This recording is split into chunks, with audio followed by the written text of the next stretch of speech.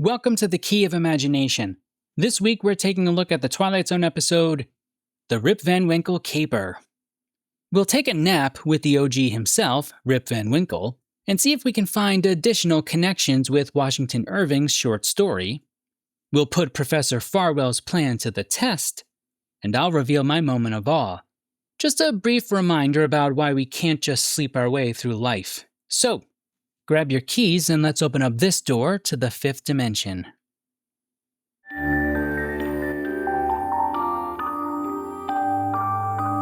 You unlock this door with the key of imagination. Farwell, DeCruz, Irby, and Brooks. 4 men with 4 distinct skills and 1 plan to heist $1 million in gold bullion from a train. Smiles and handshakes all around. The first part of their plan worked perfectly, and they were able to escape to their hideout, a cave out in the desert. But this next part of the plan, well, let's just say it's going to take some time to pull off. With the gold stashed away, the 4 men enter specially designed sleeping chambers that will keep them in a state of preserved stasis for 100 years. And even though Mr. DeCruz is not exactly wild about the idea, he's convinced by the other men to stick to the plan. And so they sleep, like Rip Van Winkle, and eventually wake up to a new world and a lot of gold. But not everyone has made it out.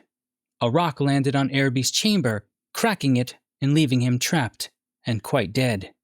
And DeCruz, perhaps in a moment of greed or just good old-fashioned dislike for another human, takes out Brooks with their getaway van, leaving both himself and Professor Farwell with just their 2 feet and sacks of heavy gold on their backs.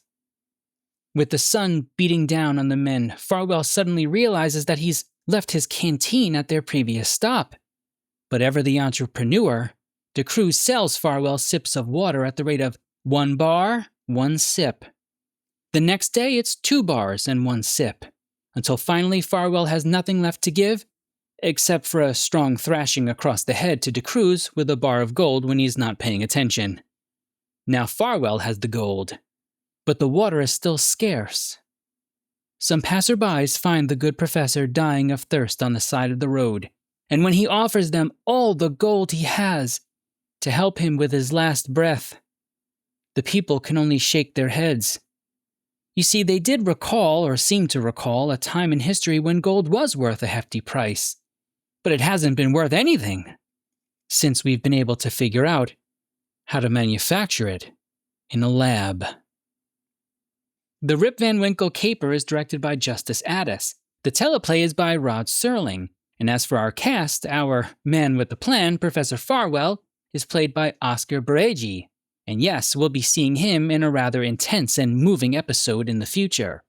Simon Oakland puts in a dynamite performance as Mr. DeCruz. Lou Gallo is our fine gentleman, Brooks. And Irby, poor Irby, who is forever preserved in our memories, but not in the glass chamber, is played by John Mitchum. The episode first aired on April 21st, 1961. As for our tidbits, Martin Grams Jr. reminded me of something I had forgotten. Truth be told, it's been a really long time since I've watched the 1968 Planet of the Apes film, but in the movie, 3 of the astronauts wake up only to find that their 4th companion, the female astronaut, has died in her stasis tube with a crack across the glass, leaving a kind of skeletal structure, or more mummified than in the Rip Van Winkle Caper. But still, given that Serling was one of the primary writers for the film, and this teleplay, this Twilight Zone episode, I do wonder if he was brought back to this episode in 1968. Now, also, truth be told, I've never read the book by Pierre Boulet that Planet of the Apes is based on, so I'm not sure if Serling put this scene in the film of his own accord, or if this actually happens to the astronaut in the book. If you know the answer, let us know in the comments below. I love learning from all of you out there. Question 1. Are there any connections to the story of Rip Van Winkle in addition to the falling asleep part? Anytime I get to stretch my early American literature muscles in the name of the Twilight Zone, I'm going to do just that. I've taught Rip Van Winkle by Washington Irving and published in 1819, a few times over the years, but not as often as other tales of early America. That being said, I do think there are some interesting parallels here to discuss that can help us better appreciate our episode. So, let's get into it. The Rip Van Winkle story proper begins prior to the American Revolutionary War. The narrator is telling us about a small village at the base of the Catskill Mountains, filled with people of Dutch descent, with beautiful little houses built with yellow bricks. Stop it. I know what you're thinking. Ooh, Joe, yellow bricks. The thieves in our Twilight Zone episode stole yellow bricks of gold. No, we will not taste of such low-hanging fruit. And quite frankly, I'm shocked. Shocked! I say, that you would even think such a thing. I'll have none of it. As a professionally trained interpreter of fine works of literature. Okay. One of our first real connections here that I would like to make is with a character in the story named Nicholas Veeder, considered a patriarch of the village. The thing about Veeder that is interesting is that he has followers. In fact, the narrator tells us, for every great man has his adherents. This does remind me, or I should say this character reminds me a bit of the relationship that both Brooks and Irby seem to have in the Twilight Zone episode with Farwell. You see, there is nothing particularly great or extraordinary about Veeder. Rather, the men, including Rip, tend to place a lot of extraordinary value on him for everything he does. They look at the way he reacts with his head nods and smoking his pipe, and believe that something deep must be going on that should not be interrupted or questioned. Additionally, this idolizing of Veeder has the effect of the men in the room eschewing their duties at home. In fact, Rip's wife, quote, charges Veeder outright with encouraging her husband in habits of idleness.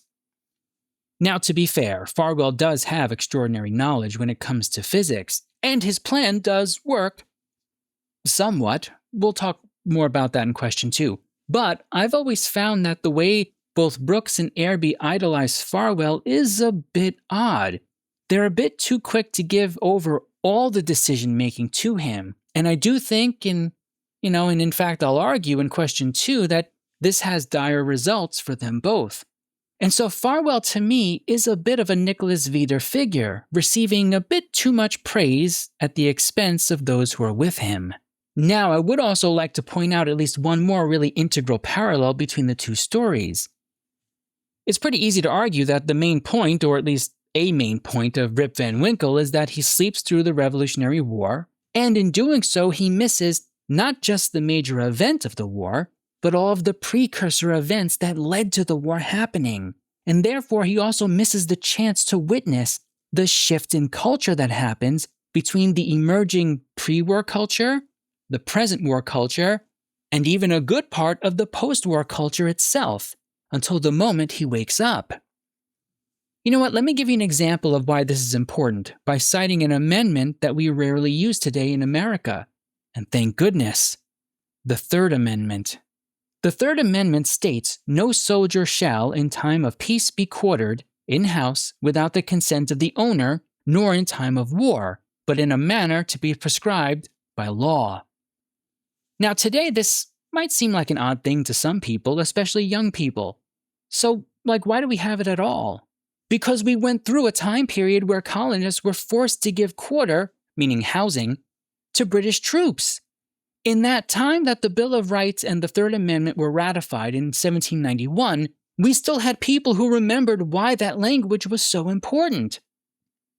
Joe, get to the episode or I will no longer give quarter to you in my ears and in my eyes. Okay, fair enough. You've been great hosts to this point. When we connect this with our episode, yes, Farwell is able to use time to his advantage in order for history to forget about the men. But in doing so, they lost being able to experience how that culture came about the way that it did. And that certainly would have helped them better understand why gold ended up becoming worthless. And it probably would have helped them shift their plan overall, maybe even allowed them enough time to sell off the gold while it was still worth some money. Something we'll talk a little bit more about in the second question as well. And so the parallel to the Rip Van Winkle story is that in both cases, the men wake up unprepared for this new world, showing the importance of not simply staying awake in life, but for actively being aware of how our culture and our world can shift, not just through monumental events, but through the smaller events that set the stage for the larger ones. So we do have some interesting parallels with Rip Van Winkle that extend beyond just the sleep part of the story. But if nothing else, whenever I bring in these great works of literature, I hope that it inspires some of you out there to get back to reading them. I can't tell you how many times I've gone back to a work like Rip Van Winkle, Moby Dick, or the Blithedale Romance. Don't know that last one, do you? Or maybe you do. If you do, you get some extra points. Tell me in the comments. That's a lesser discussed novel by Nathaniel Hawthorne, and it is fantastic. I can't tell you how many times I've gone back to the classic works and felt refreshed by them. And they also have the benefit of helping us appreciate the great works of art that we have around us today. Question 2. How good was Farwell's plan really? Alright, so I mentioned this in passing somewhat in question 1, but I'll just come out and say it here explicitly. There's something about the De Cruz character that I both abhor and yet kind of appreciate it. I knew it, Joe, you're a monster. I had you pegged. Wait, I just mean in one specific regard. Everyone else on the team is just so willing to follow Farwell as if he's a god, but that's actually quite a dangerous thing to do. Now again, let's give Farwell his due. His plan technically works, at least as far as we go in the episode. Whether or not society would have found a way to connect the men to the heist years later is not really something that we can figure out here, so we won't hold that part against him. Let's just stick to the strategy itself and the implementation phases of it, and let's try and see where the plan is successful and where we might have been able to see cracks in it. Like the one we find in Airby's sleeping pod? Okay, yeah, that one was pretty low. But not as low as Brooks right now. He's all the way down at the bottom of the canyon. Oh, all right, fine, I'll stop. Like Farwell kept stopping on the... Let's get the big fail out of the way right here, right now. Poor Mr. Airby, never leaving his chamber, a rock falling right on the glass and cracking it just enough to let the preservation gas out. Now that I think about it, he probably should have just stayed at an Airbnb. Look, I'm only slightly ashamed of that one. Slightly. Was Airby's death preventable? Well, again, let's keep with our theme of trying to be fair here. The question isn't so much should he have built some kind of protective casing for the sleeping chambers. That answer is yes, based upon our powers of hindsight. The real question is this. Should he have at least considered that this rockfall might have happened? I did some research on caves and came upon some interesting information that would have probably made for a pretty decent question on its own. And here's what I found. There are a whole bunch of different types of caves, but the two most common to California are lava tube caves and solution caves. Now, based on just an image search in Google, this one in the episode looks closer to a lava tube cave than a solution one, although the flooring doesn't quite look right. Look, let's be honest, if you happen to be a geologist or just a really experienced spelunker, definitely weigh in here and educate me and the rest of us. What kind of cave do you think it is? Well, I mean, besides a man-made one on a studio lot. You know what I mean. In both cases of the lava tube and the solution one, it might be somewhat rare actually because the caves do take a really long time to develop and then settle. But you definitely do have rocks that fall. And given the amount of time that they were going to sleep, 100 years, yeah, I think they should have planned for this to occur. In my opinion, that's a fail on Farwell's part. And I'll go even a step further. Given that De Cruz's specialty is in dynamite, my guess is that he's probably had to clear out a rock or two in his lifetime. I wonder if Brooks and Airby had listened to De Cruz, to his concerns a bit more. Might that have been the thing that prevents this from happening? I suppose we can never really say, but it is at least a question worth considering. Let's hold on to the gold becoming worthless part for a little bit longer. We'll get to that. Instead, I want to talk about De Cruz's actions. You have multiple times in the episode where Farwell says something like, "I've underestimated you, Mr. De Cruz." But I guess my question here is, when does underestimating someone become outright foolishness? I think the majority of people, including myself and probably all of you out there, would have probably had an extra eye on De Cruz the whole time, but especially after he kills Brooks. In fact, I would have probably gone my own way and let De Cruz do his own thing as far away from me as possible. Remember, De Cruz is not crazy or anything. He's diabolically precise in everything that he does. And the fact that our good Professor Farwell is continually one-upped by him, well, it somewhat validates De Cruz's earlier concerns about Farwell's planning capabilities, at least a little bit. Don't you think? I think here we also run into a bit of a failure on the part of Farwell's plan. How to account for the possibility that one of these fine, distinguished gentlemen might try a double cross. Again, not a good look for our professor here. Okay, that leaves us with our big Twilight Zone twist moment, the gold. Is there any way for Farwell to know that this was going to happen to this precious metal? You know, I could try to throw out a million lines of rhetoric here, but actually I think that would be somewhat disingenuous on my part. I don't think there is any way for Farwell to have known that the gold was going to become worthless. So I don't place that blame on him for that. However, and this is really just us thinking out loud at this point. According to data from the National Mining Association, the price of gold was relatively flat and stable for a very long time during the history of the United States. This changes drastically in the early 70s for multiple reasons, but one of the more impactful ones is that in 1971, we stopped converting gold to the dollar, or we went off the gold standard. And again, there's more to it than just one moment, but President Nixon's decision in 1971 is a significant one. Since then, the price of gold has gone up tremendously, which means if Farwell and the boys had gone to sleep in 1961 and woke up just 50 years later in 2011, instead of 100 years, they would be living as the kings they envisioned in their dreams. But, and here's the really interesting part for us, that's if they woke up in 2011. Who knows what gold will be worth in 2061? It could be worth nothing, just like in this episode. Oh wait, which means all of those Thomas Jefferson gold coins my mom bought for me when I was younger will likely also not be worth anything.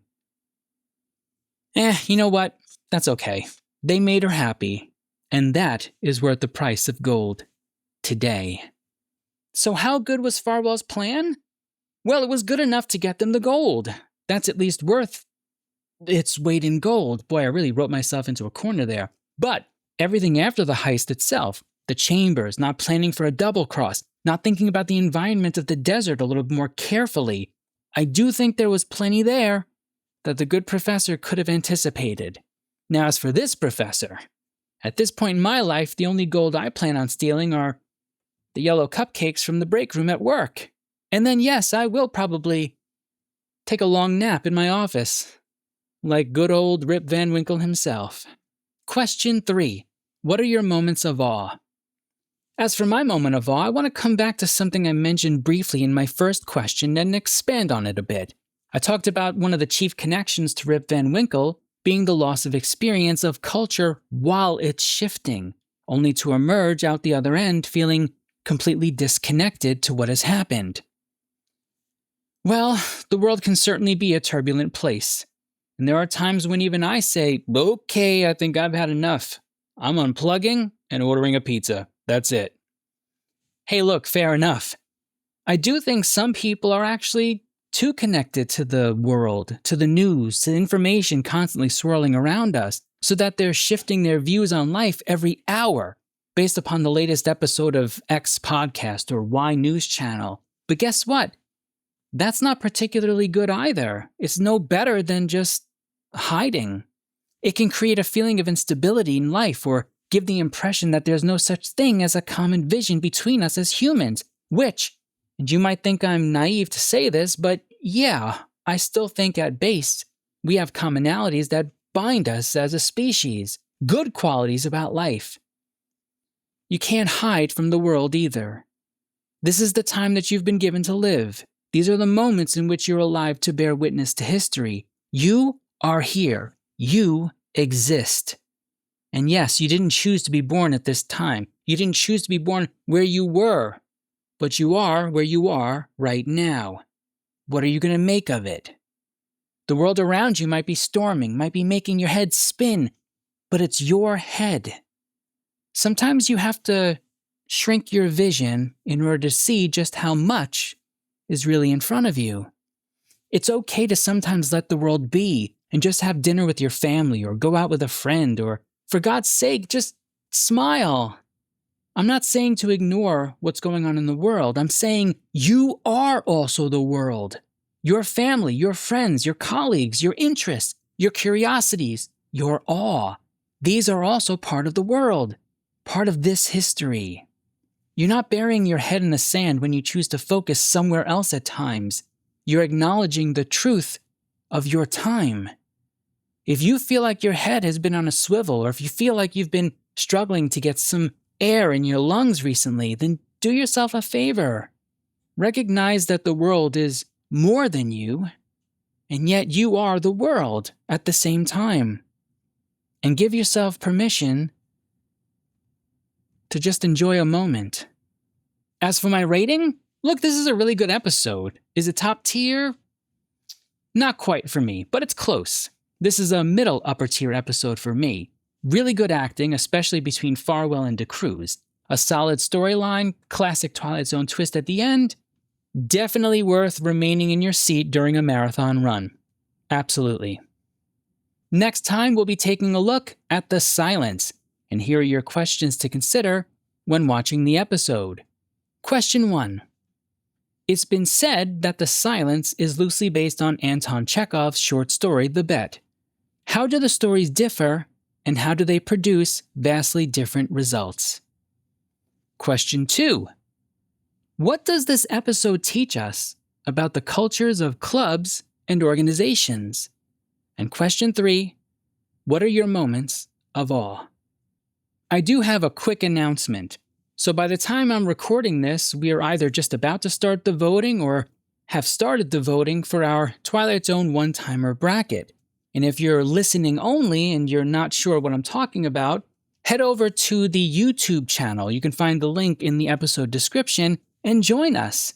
We're running a bracket challenge similar to March Madness basketball brackets to try to find who is the best one-time actor in the classic Twilight Zone series, or better yet, who gives the best performance only one time in the Twilight Zone series.